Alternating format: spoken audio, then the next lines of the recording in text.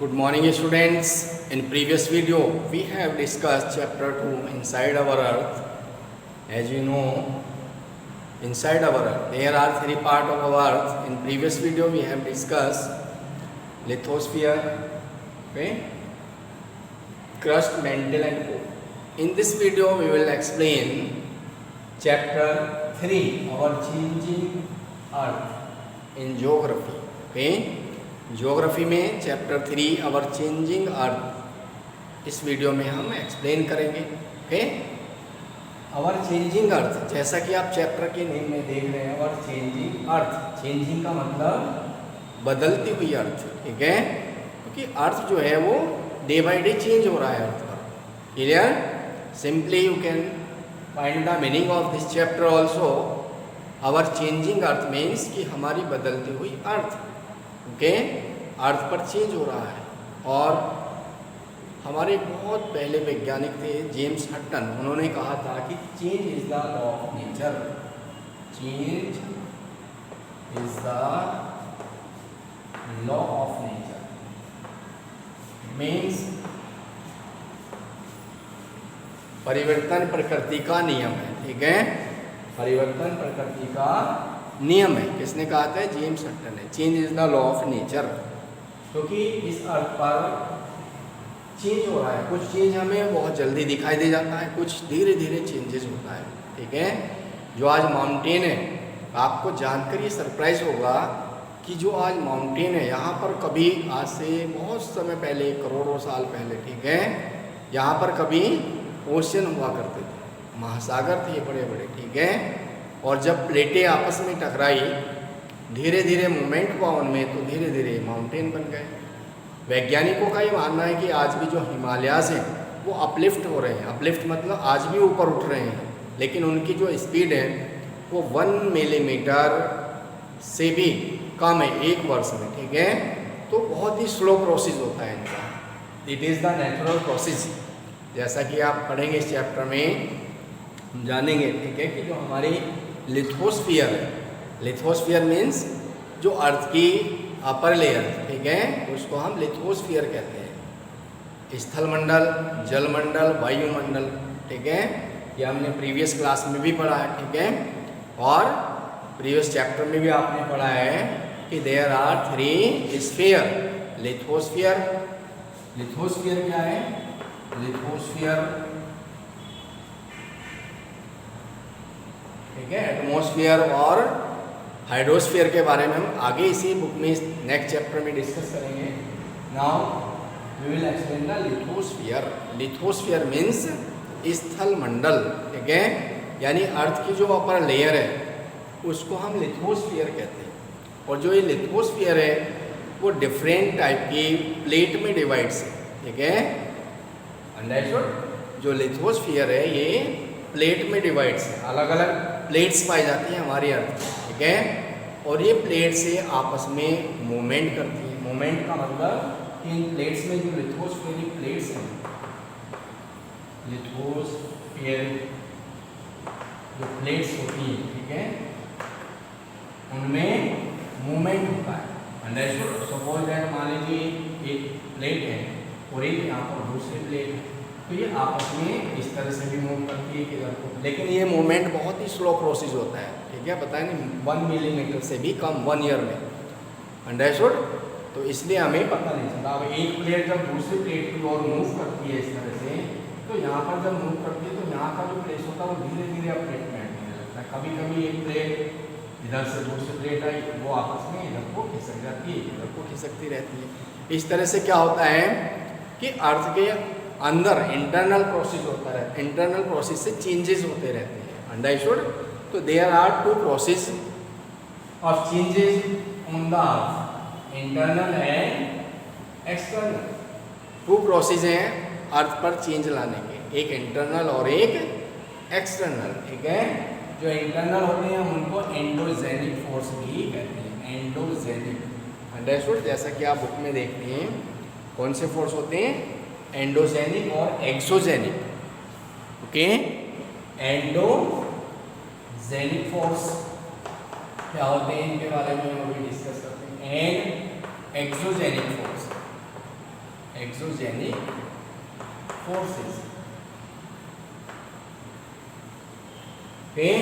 Endogenic forces and exogenic forces. Forces का मतलब बल, यानी कि इसको हम इंटरनल फोर्सेस भी कह सकते हैं, ठीक है, इसको हम इंटरनल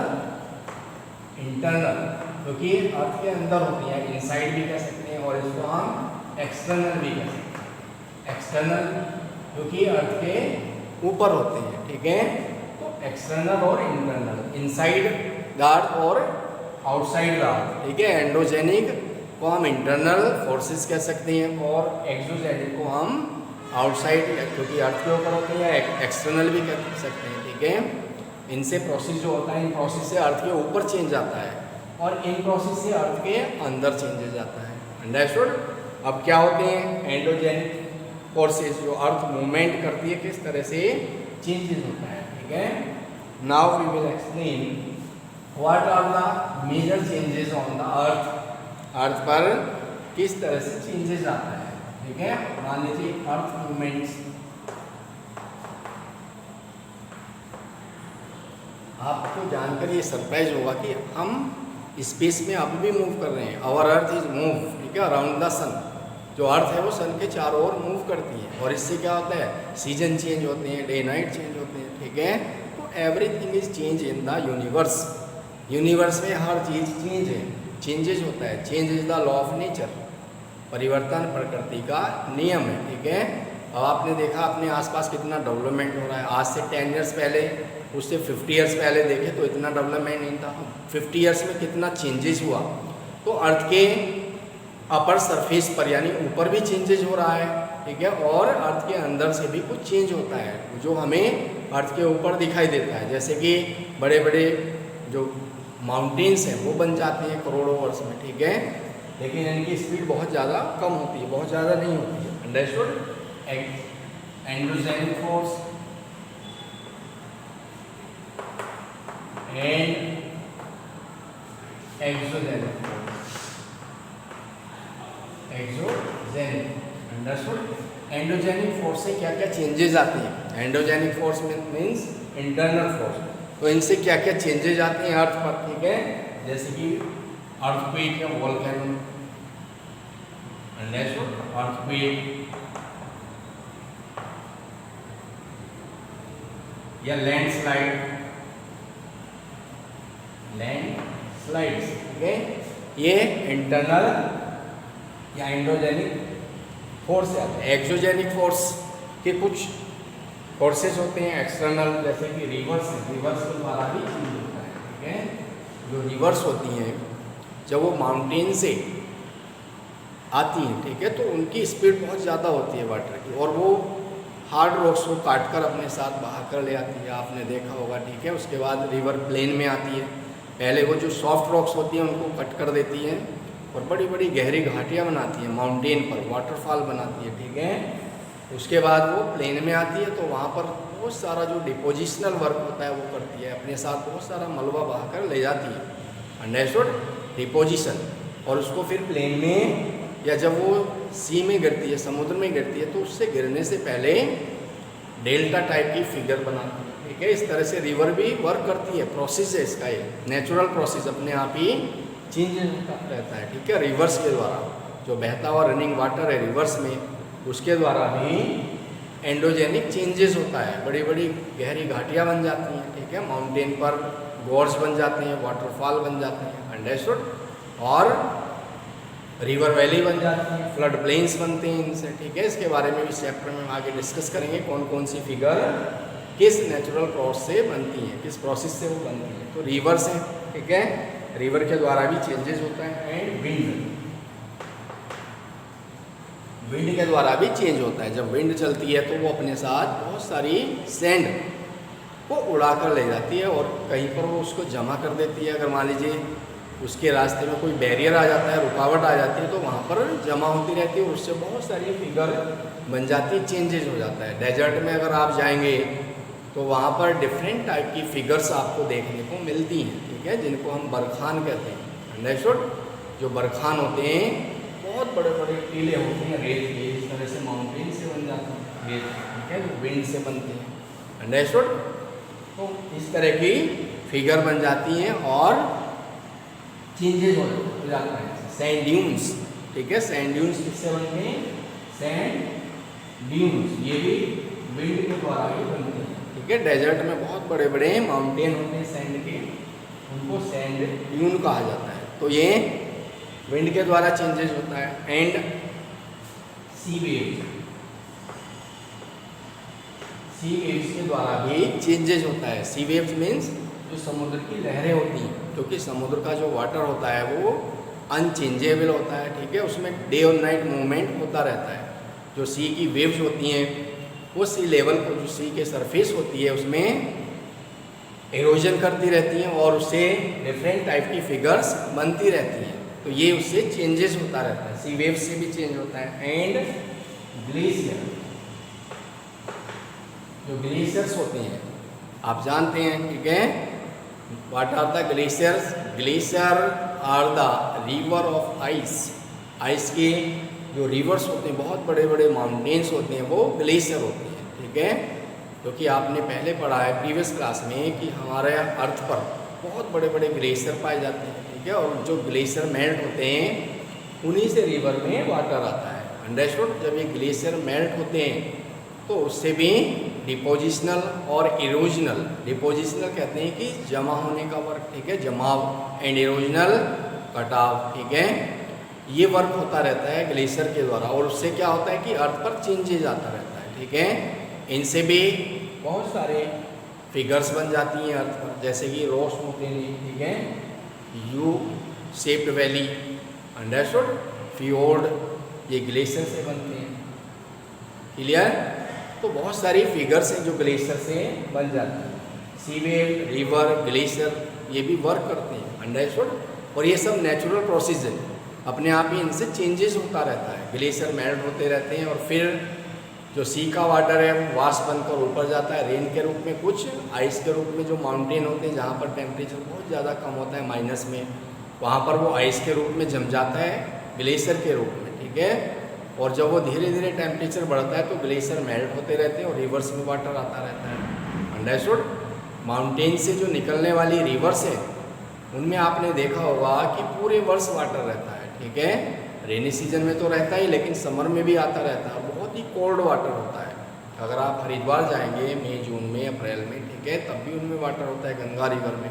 कहाँ से आता है? बहुत ही चिल वाटर होता है, ठीक है। ये कहाँ से आता है? ग्लेशियर से आता है, क्योंकि ये गंगोत्री ग्लेशियर से निकलती है और वहाँ से ग्लेशियर मेल्ट होते हैं, ठीक है। और ग्लेशियर का वाटर इसमें रिवर में आता है, बहुत ही ठंडा होता है, अंडरस्टूड। ये रिवर्स पेरिनल होती है, नहीं सतत वाहनी, इनमें हमेशा वाटर रहता है पूरे वर्ष, ठीक है। तो ग्लेशियर से और डिफरेंट टाइप की फिगर्स बनती रहती है, चेंजेस होता रहता है। तो these are the process. Now we will explain the endogenic force, ठीक है। वॉल्केनो, किस तरह से वॉल्केनो इरप्ट होते हैं। There are different type of volcano, active volcano होते हैं और कुछ सुसुप्त होते हैं, ठीक है, जो कभी कभी एक्टिव हो जाती है, अंडरस्टूड। वॉल्केनो क्या है कि हमारी अर्थ में आपने प्रीवियस क्लास में पढ़ा है कि अर्थ का जो इंटरनल पार्ट है, जैसे जैसे हम अर्थ के नीचे जाएंगे टेम्परेचर बढ़ता जाता है, ठीक है। 32 मीटर पर 1 डिग्री सेल्सियस टेम्परेचर नीचे अर्थ के अंदर बढ़ जाता है। हमारी अर्थ का जो इंटरनल पार्ट है, इंटरनल मतलब ये ऊपर क्या है? क्रस्ट है, और फिर मेंटल, और ये जो नीचे वाली कोर है। तो यहाँ पर जैसे जैसे हम नीचे जाएंगे, ये कौन सी लेयर है? क्रस्ट, ये मेंटल, ठीक है, ये कोर है। तो कोर ये माना जाता है कि पिघली अवस्था में, मेल्ट में है, ठीक है, क्योंकि यहाँ पर टेम्परेचर ज़्यादा पाया जाता है, अंडरस्टूड। अब यहाँ पर क्रस्ट की और मेंटल की यहाँ पर कुछ मटेरियल जो है वो मोल्टन स्टेज में पाया जाता है। मोल्टन मतलब पिघली हुई अवस्था में, जिसको हम मैग्मा कहते हैं, इसको हम मैग्मा। जब ये मोल्टन मैग्मा आपके ऊपर आता है, ठीक है, क्योंकि जहाँ से अर्थ की जो लिथोस्फीयर वीक होती है उसको ये जब, क्योंकि अर्थ के अंदर गैसेस हैं, ठीक है, डिफरेंट टाइप के, जब ये गैसेस जो मोल्टन मैग्मा है जब ये ऊपर आता है तो इस पकड़ी को तोड़कर जहाँ से कमज़ोर होती है लिथोस्फीयर, जब ये ऊपर आता है, ठीक है, तो ये लावा के रूप में आता है और इसको हम वोल्केनो, ठीक ठीक है, वोल्केनो बन जाता है। अंडरस्टूड? जैसे कि मान लीजिए ये यहाँ से इरप्ट हुआ, ठीक है, इस तरह से ये एक पाइप होता है, विंड पाइप, और यहाँ पर ये जमा हो जाता है, ठीक है। तो इस तरह से अर्थ पर वोल्केनो बन जाते हैं। अंडरस्टूड? इसी तरह से सेम अर्थ के अंदर सडनली चेंज होते हैं, ठीक है, जिससे कि अर्थक्वेक आता है। जहाँ पर अर्थक्वेक मान लीजिए इसको हम जहाँ से ये ओरिजिन होता है, ठीक है, अर्थक्वेक आपके अंदर उसको फोकस कहते हैं। एंड जहाँ पर ये सबसे पहले महसूस होता है अर्थ की सरफेस पर, इस पॉइंट को हम एपिसेंटर कहते हैं। क्या कहते हैं इसको हम? एपिसेंटर, ठीक है, अभिकेंद्र, क्योंकि यहाँ पर सबसे पहले फील होता है जो अर्थ की लेयर्स होती हैं, ठीक है, तो अर्थ की वेव होती है, अर्थक्वेक की जो वेव होती है वो इस तरह से मूव करती है। अंडरस्टूड? ऑल डायरेक्शंस में पी वेव्स, एल वेव्स और एस वेव्स। जो पी वेव्स होती हैं, प्राइमरी वेव्स जिनको कहते हैं, वो बहुत ही ज़्यादा स्पीड होती है उनकी, ठीक है, 10 to 15 kilometre per hour. And फिर होती है सेकेंडरी वेव्स। सेकेंडरी मतलब सेकेंडरी, द्वितीय वेव्स, ठीक है। एंड लास्ट होती हैं लॉन्गिट्यूड वेव्स, एल वेव्स, ठीक है। 3 टाइप्स की वेव्स होती हैं। अर्थक्वेक को हम सीस्मोग्राफ से माप सकते हैं, उसकी स्पीड पता लगा सकते हैं, ठीक है, अर्थक्वेक को। Understood? Seismograph is an instrument measure to the earthquake. आपने देखा होगा कि बहुत कभी भी पहले भी बहुत अर्थक्वेक आए हैं जिनसे बहुत ज़्यादा हमारे अर्थ पर विनाश हो जाता है, बिल्डिंगें गिर जाती हैं, ठीक है, अलग अलग इनकी स्पीड होती है। अंडरस्टूड? तो अर्थक्वेक क्या है, ये भी इसी तरह से आते हैं क्योंकि अर्थ के अंदर इंटरनल प्रोसेस है, इंटरनल फोर्स के द्वारा, एंडोजेनिक फोर्स के द्वारा सडनली मूवमेंट हो जाता है, प्लेटें खिसक जाती हैं आपस में और वाइब्रेट करती है अर्थ, ठीक है। उसी वाइब्रेशन को हम अर्थक्वेक कहते हैं। क्लियर?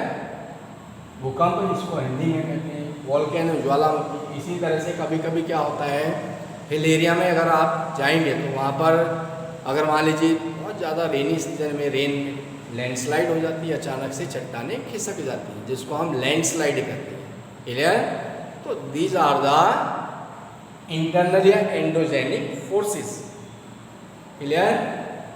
वोल्केनो आप देख सकते हैं, ठीक है, आपकी बुक में भी वोल्केनो का डायग्राम दिया हुआ है, ठीक है, जो ऊपर वोल्केनो का एक पाइप होता है, ठीक है। वोल्केनो में क्या आता है, लावा ऊपर आता है अर्थ के अंदर से, जो अंदर होता है मोल्टन स्टेज में मैटर, उसको हम मैग्मा कहते हैं। और यही मैग्मा जब अर्थ के ऊपर आता है तो ये लावा कहलाता है, ठीक है। लावा से ठंडे होने से धीरे धीरे रॉक्स बन जाती हैं। अंडरस्टूड? लेकिन ये जो लावा होता है ये बहुत ही अच्छा भी होता है अर्थ के लिए, क्योंकि इसमें बहुत सारे मिनरल्स होते हैं जो अर्थ के अंदर से आते हैं और ये लैंड को या सॉइल को फर्टाइल भी बनाता है। जो डकन ट्रैप है हमारे कंट्री में, जो डकन प्लेट्यू है, ठीक है, डकन ट्रैप अगर आप देखेंगे इंडिया का मैप तो ये आपको मिलेगा, ठीक है।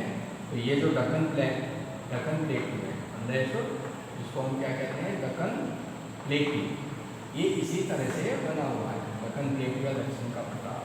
क्लियर? पेनिनसुलर प्लेट्यू, यहाँ पर ब्लैक सॉइल पाई जाती है जो कॉटन की क्रॉप्स के लिए बहुत ही सुटेबल है। Clear? Now we will explain earthquake. हमने बताया कि जो प्लेस क्रस्ट के ऊपर सरफेस पर पाया जाता है, जहाँ पर सबसे पहले अर्थक्वेक को फील किया जाता है, उसको एपिसेंटर कहते हैं। और जहाँ से स्टार्ट होता है अर्थक्वेक, उसको हम फोकस कहते हैं। अंडरस्टूड? तो ये आप ध्यान रखेंगे। Thank you and have a nice day.